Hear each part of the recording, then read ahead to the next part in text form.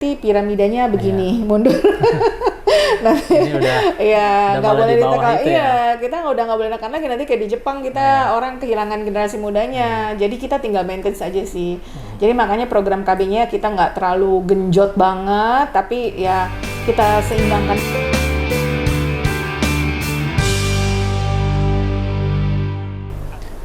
Halo sahabat tribunbekasi.com, sahabat Warta Kota Network, dan juga sahabat Tribuners. Pada kesempatan podcast kali ini, alhamdulillah kita diberi kesempatan dan diberi waktu oleh Ibu Kadis nih, Ibu Kepala Dinas Pengendalian Penduduk dan Keluarga Berencana Kabupaten Bekasi, Ibu Firjawati. Terima kasih Bu waktunya. Gimana kabarnya nih Bu? Baik, alhamdulillah. Pada hari ini. Sehat walafiat, alhamdulillah. Ini sahabat Tribun Bekasi, memang Dinas Pengendalian Penduduk dan Keluarga Berencana ini harus diketahui sebenarnya oleh masyarakat Kabupaten Bekasi memiliki peran yang sangat luar biasa ya Bu ya. Maksudnya nggak hanya urusan KB atau urusan penurunan penduduk atau pengendalian penduduk, ini memiliki peran penting sebetulnya Bu ya. Nanti kita akan menggali lebih dalam, termasuk juga terkait upaya penanganan stunting yang ada di Indonesia ini kan, khususnya nanti di Kabupaten Bekasi. Sebelum kita jauh bertanya-tanya mengenai upaya-upaya dan langkah-langkah yang dilakukan, sahabat Tribun Bekasi ingin tahu nih Bu, maksudnya angka stunting di Kabupaten Bekasi berapa, dan mungkin dari jumlah balita secara data umumnya seperti apa, dan bisa dijelaskan ke sahabat Tribun Bekasi. Oke, makasih ya pertanyaannya. Salam buat sahabat Tribun Bekasi. Perkenalkan, saya Firza. Saya Kepala Dinas Pengendalian Penduduk dan Keluarga Berencana. Tapi sebelum saya jawab pertanyaannya Mas Azam, saya ada yang mau saya sampaikan, bahwa negara itu menitipkan 2 tugas besar ke DPPKB. Dalam hal ini merupakan subkoordinasi dari BKKBN, yaitu yang pertama adalah Dinas Pengendalian Penduduk ya, udah jelas tuh. Kita bertugas mengendalikan pertumbuhan penduduk, ya kan? Dan tugas besar kedua, amanah keduanya adalah bagaimana caranya kita bisa meningkatkan kualitas penduduk. Jadi peningkatan kualitas penduduk dalam hal ini tidak person, tapi fokusnya adalah ke unit terkecil dalam masyarakat, yaitu keluarga. Jadi gimana Dinas KB ya, Dinas DPPKB itu bisa membangun keluarga-keluarga yang ada di wilayahnya menjadi keluarga-keluarga yang berkualitas. Seperti itu. Makanya di dalamnya ada program stunting gitu. Jadi 2 amanah besar ini yang saat ini posisinya saya emban, itu adalah mengendalikan penduduk dan peningkatan keluarga berkualitas gitu. Nah, untuk pengendalian penduduk, alhamdulillah kalau Bekasi posisinya hari ini sejak hasil sensus kemarin tahun 2020 itu jumlah TFR ya, total fertility rate namanya, atau angka kelahiran kasar. Itu angkanya sudah di bawah dari Provinsi Jawa Barat. Maksudnya di bawah itu artinya lebih bagus. Kalau Jawa Barat itu angkanya masih 2,1, kita itu udah 1,97%. Artinya apa? Maksudnya artinya apa? Pasti bingung kan? Artinya apa? Artinya gini, kalau kita angkanya 1,97, artinya penduduk di Kabupaten Bekasi, terutama keluarga atau pasangan usia subur yang ada di Kabupaten Bekasi, itu anaknya rata-ratanya itu 1,97. Artinya nggak lebih dari 2 gitu ya? Nggak lebih dari 2. Kita udah dalam posisi aman gitu. Nah, kalau di Jawa Barat masih 2,1 gitu. Nah, makanya ini tetap kita lakukan pengendalian. Salah satunya adalah kita mengantisipasi 4T. Jadi keluarga yang punya anak lebih dari 2, anak-anak yang lahirnya berdekatan dan lain sebagainya. Nah, baru kita masuk ke stunting nih. Bagaimana caranya mengembangkan keluarga berkualitas. Nah, keluarga berkualitas sekarang ini persoalan utamanya adalah di stunting. Kenapa banyak anak-anak yang dilahirkan ternyata mereka itu gagal tumbuh. Gagal tumbuh. Jadi ibaratnya kita disiramin mungkin sama Iya. orang tuanya, tapi ibaratnya kayak pohon ya, Iya. pohon disiramin sama orang tuanya tapi kurang tumbuh. Nah di Bekasi ini berdasarkan hasil data survei data gizi terakhir itu 17,8%. Jadi balita kita tuh 17%-nya itu stunting. Stunting itu artinya bukannya gagal tumbuh jadi kate ya, Iya, gitu. Tapi kan gini, istilah stunting mesti diinget nih, pendek, Bekasinya itu ya. pendek belum tentu Belum tentu stunting, tapi semua yang stunting biasanya pendek. pendek. Jadi berdasarkan Perpres 72 itu 2021 yang Pak Presiden Jokowi tanda tangan, itu kan saringannya tuh kasar. Pokoknya semua bayi yang balita yang pendek masuk dalam kategori itu. Konteksnya apa? Biar nanti kalau udah masuk dalam lingkaran besar nanti disaring. Nih yang pendek-pendek ini nih, gitu kan? Ini secara kecerdasan terganggu nggak? Iya. Secara mobilitas terganggu nggak? Gitu. Jadi 17,8 itu sebenarnya bukan berarti mereka tuh mengalami gangguan kecerdasan, bukan berarti mereka mengalami gangguan pertumbuhan, tapi bisa aja genetik juga ada faktor-faktor lainnya gitu. Nah, di sini sudah dilakukan pendalaman sama teman-teman di puskesmas, ternyata yang benar-benar stunting itu nggak segitu.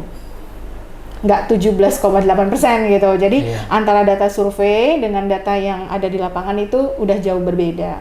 Jadi hasil validasi kita ke lapangan itu alhamdulillah Dinas Kesehatan sudah melakukan pendataan, juga validasi dan juga pendampingan untuk bayi-bayi kita. Alhamdulillah sih sekarang mungkin tersisa sekitar 600-an. Kalau persentasenya mana? Presentasi secara umum masih bergerak terus setiap bulan. Hari ini kan sedang dilakukan pendataan di semua. Terakhir? Terakhir. Belum keluar. Belum keluar angka terakhirnya. Tapi kisarannya per Agustus kemarin tuh 600-an. Masih sisa tinggal 600. 600 dari berapa puluh ribu bayi loh. Itu banyak. Yang 17 sekian persen itu berapa jumlah itu? 17,8% itu kan tahun lalu berdasarkan survei. Kan kalau berdasarkan survei sama data realitas di lapangan beda dong. Kita nggak bisa samain kan gitu. Kalau survei kan pakai kayak sensus gitu. Misalnya di keluarga ini diambil berapa dari blok sensus, diambil 10 keluarga, dari blok sensus diambil berapa keluarga. Nah, didapatkan 17,8% kan stunting. Nah, setelah dilakukan pendataan di lapangan, ternyata nggak segitu angkanya gitu.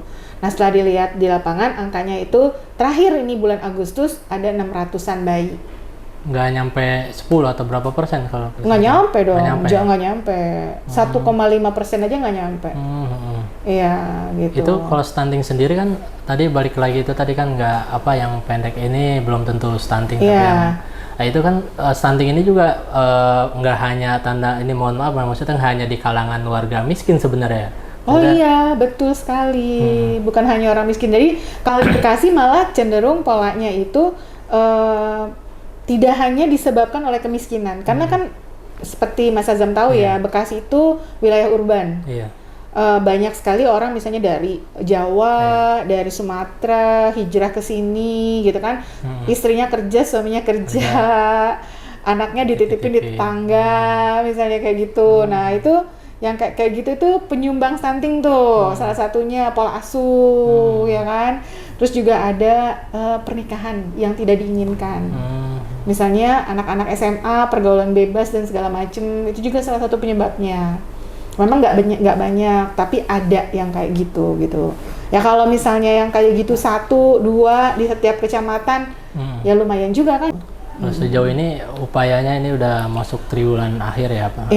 Di tahun 2023 upayanya dari dinas itu apa saja sih yang menjadi program kita program dari TPPS ya, tim percepatan penurunan stunting ya. Jadi kalau kami ini kan sistemnya kolaborasi ya Pak ya. Jadi ada di dalamnya itu ada semua OPD, baik dinas pendidikan, dinas Diskominfo Santik, terus juga ada Bapeda, ada CSR gitu ya. Kita sudah berusaha sejauh ini, apalagi dinas kesehatan karena kan 30% disumbang oleh dinas kesehatan sama RSUD gitu ya.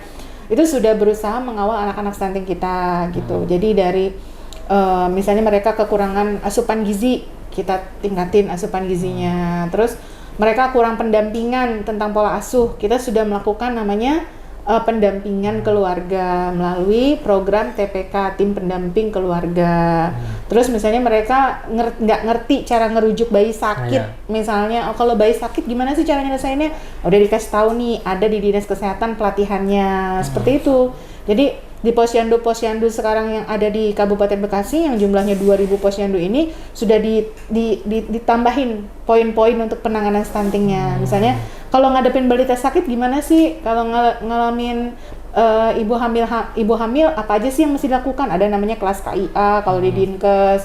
Terus ada kalau di kegiatan untuk manajemen balita sakit di Puskesmas. Pokoknya udah sistematis gitu dengan program-program yang ada. Kalau di KB sendiri ya kami mengorganisir. Ada tim apa namanya di KB? Tim sendiri apa petugas? Enggak, kalau di kami memang nggak bisa bergerak sendiri. Kalau untuk stunting memang harus berkolaborasi. Jadi untuk pelayanan intervensi langsung ke pasien itu dinas kesehatan. Tapi ada tim penyuluhnya juga ya biasanya, ada petugas. Nah, kalau kami penyuluhan. Jadi kita ke pengubahan perilaku sekaligus sama pendampingan gitu. Itu sejauh ini juga misalnya ada program apa sih yang mungkin khusus, mungkin kan utamanya kan sama lah ya dari yang lain, ada ciri khas program khusus yang di Kabupaten Bekasi dalam penanganan stunting itu? Ya ada sih beberapa usulan dari teman-teman Bapeda ya. Nah, kalau nggak salah gebrak peting, gebrak peting itu diusul sama teman-teman Bapeda untuk bisa meningkatkan kepedulian atau orang tua asuh gitu loh, untuk jadi kakak asuh stunting untuk teman-teman PNS gitu kan. Terus juga ada kegiatan ini juga insya Allah tanggal 12 besok di launching ya, namanya Basnas Peduli Stunting kalau nggak salah. Bening ya gitu. Itu Bekasi Bening. Iya, Bekasi Bening. Jadi program Basnas dari untuk bisa menurunkan angka-angka stunting kita. Nah, jadi Basnas ini insya Allah akan mereplikasi nih programnya, karena besok kan mau di launching nih tanggal 12 September. Maksud ada apa sih yang Bekasi Permata juga ya, pemberian rantang makan siang bagi duafa kalau itu dan kan tua rentang. kalau itu kan untuk pengatasan penurunan kemiskinan. Kemiskinan. Jadi dikolaborasi. Jadi penurunan kemiskinan dengan energi yang sama gitu kan, mengantar rantang ke semua masyarakat yang membutuhkan, dan digabung dengan program Bekasi Bening. Jadi Bekasi Basnas bantu atasi stunting gitu. Karena sebenarnya masih satu keterkaitan. Pengendalian penduduk mungkin dengan programnya itu tadi kan ada penekanan laju pertumbuhan penduduk, termasuk ada penanganan gizi, termasuk yang lain-lain. Itu yang muaranya itu sebenarnya yang dicanangkan pemerintah pusat itu kan Indonesia Emas ya tahun 2045 betul. Iya, seperti itu. Jadi alhamdulillah sih ya senangnya sih memang karena banyak pihak yang peduli gitu kan. Memang ini kan semuanya perintah dari pimpinan kita ya. Jadi alhamdulillah semuanya gercep gitu kan, gercep, saling bantu. Jadi ya penanganannya, dan doakan kami targetnya tahun ini 14% gitu ya. Jadi kalau Pak Jokowi kan suruhnya tahun depan gitu ya. Kita sih pengennya tahun ini gitu, mohon doanya. Kalau sekarang udah berapa kan belum persen? Masih dites, masih diproses. Penilaiannya nggak bisa cepet Pak. Itu surveinya harus door to door gitu, nggak bisa langsung main itu satu. Berarti pakai yang data yang pusat nasional. Itu yang 17 itu ya? Iya, data nasional, data sampling lagi. Iya, walaupun kata ya kita tetap pakai aturan main dari pusat. Seperti apa aturan main dari pusat kita ikutin gitu, seperti itu. Ada kendala nggak sih Bu di lapangan lagi misalnya di masyarakatnya? Yang pasti kan kita kan double burden ya, double social burden. Ada bencana kekeringan, ada bencana inflasi, ada bencana stunting, ya itu aja sih kekurangannya kita ya, kita ke kendala sumber daya sih sebenarnya. Cuma ya Bismillah aja ya, kan kita tujuannya kan menyelamatkan generasi ke depan ya. Jadi harus tetap mendapat prioritas gitu, biar generasi-generasi yang ke depan juga tetap mendapatkan haknya untuk bisa hidup secara layak. Kalau dari pas di lapangan itu dari orang tuanya sempat ada keluhan, ya pasti ada. Dia mungkin seperti apa itu kan? Pasti ada. Tapi kayaknya teman-teman udah biasa ya hadapin itu, karena kan bukan program baru ini, stunting ini udah cukup lama. Tapi kita bisa sih insya Allah kerjasama kan, apalagi kan sekarang TNI udah ikut serta. untuk nangasin stunting. TNI AD itu udah turun, jadi bantuin kita juga kalau di lapangan gitu untuk terutama misalnya yang mendapat penolakan dari orang tuanya, orang tuanya marah gitu dibilang anaknya stunting kan ada kayak gitu kan. Masalah maksudnya itu tadi tantangannya itu kan. Iya, pasti perasaan saya sehat-sehat aja atau siapa gimana sih yang gitu mau anaknya dibilang stunting kan nggak mau kan gitu. Jadi ya itu kita pendekatannya dengan menggunakan dibantu sama aparat desa, juga dibantu sama TNI AD, juga sama kepolisian juga. KB juga masih kesinambungan juga ya untuk keluarga berencana ini kan, misalnya program keluarga berencana untuk stunting ini masih ada. Oh iya dong pasti. Target lain capaiannya udah sejauh mana Bu Dinas PPKB Kabupaten Bekasi, mungkin dari KB-nya atau jumlah penekanan laju? Kalau penekanan laju udah nggak perlu ditekan lagi, nanti kalau ditekan lagi nanti piramidanya begini mundur. Nanti ini udah nggak boleh ditekan. Iya, kita udah nggak boleh tekan lagi, nanti kayak di Jepang kita orang kehilangan generasi mudanya. Jadi kita tinggal maintain saja sih. Jadi makanya program KB-nya kita nggak terlalu genjot banget, tapi ya kita seimbangkan aja. Kira-kira kalau memang kalau kita kan paling banyak kan urban. Kalau pertumbuhan alaminya nggak banyak. Kalau urban kan bukan jadi domainnya DPPKB. Kalau DPPKB fokusnya adalah pertumbuhan alami, bukan pertumbuhan penduduk non alami gitu, artinya yang urban, yang migran ya itu nggak masuk. Bawa anak banyak gitu ya. Apalagi yang bukan KTP kabupaten gitu. Ya bukan jadi concern kita. Kalau concern kita tuh pertumbuhan alami dari masyarakat setempat. Ada ini Bu, pesan atau mungkin himbauan bagi masyarakat Kabupaten Bekasi nih mengenai itu tadi stunting atau pengendalian penduduk, dan mungkin dari program yang ingin disampaikan oleh Dinas kepada warga Kabupaten Bekasi. Oke, ya. Untuk masyarakat Kabupaten Bekasi, ya mungkin sedikit saya mengajak teman-teman atau mengajak semua rekan-rekan yang ada di Kabupaten Bekasi untuk sama-sama yuk kita bantu selesaikan persoalan stunting ini. Sebenarnya nyelesain persoalan stunting ini nggak harus dengan melalui program-program yang atau yang terlalu dengan nama-nama yang ini. Cukup kita membiasakan untuk berbagi dan peduli dengan anak-anak kita gitu. Jadi saya mungkin mengajak desa gitu ya, RT, RW gitu ya, coba dilihat di sekitar rumahnya apakah ada bayi-bayi yang di sana itu pertumbuhannya kurang baik gitu ya, jadi segera dikonsultasikan ke posyandu gitu kan, agar bisa mendapatkan treatment yang pas gitu ya, sehingga mereka bisa tumbuh secara baik. Apalagi kan sekarang ya lagi masa zaman polusi udara, pasti bayi-bayi kita banyak yang sakit nih. Benar, gitu kan. Jadi kalau yang nggak ngerti cara ngobatinnya, cara nanganinnya, mangga silakan konsultasikan ke puskesmas atau ke posyandu atau ke teman-teman KB, karena di KB itu kita punya PLKB, ada tenaga penyuluh lapangan di setiap desa ada gitu. Nanti bisa dididik, bisa nanya-nanya lah gitu ya, bertanya, berkonsultasi, minta didampingi ya, untuk bisa mendapatkan masukan-masukan gitu ya, karena kita nih seperti mengelola anak kita itu kan sebenarnya sumber rezeki kita nantinya ya.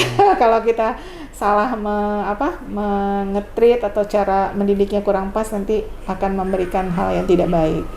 Ini pesan juga bagi orang tua termasuk ya Bu ya, bagi para orang tua lebih walaupun di tengah kesibukannya tetaplah perhatian kepada anak gitu ya. Betul, seperti itu.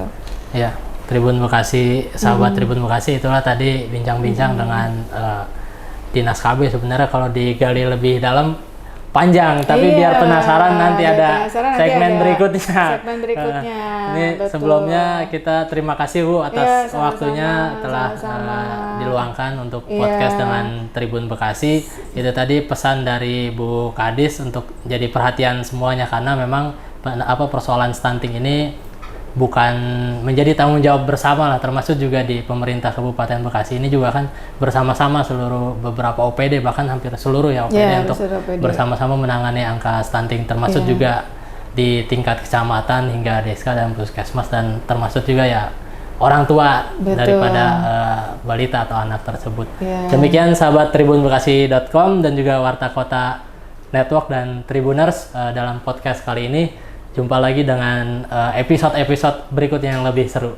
Assalamualaikum warahmatullahi wabarakatuh. Waalaikumsalam warahmatullahi wabarakatuh.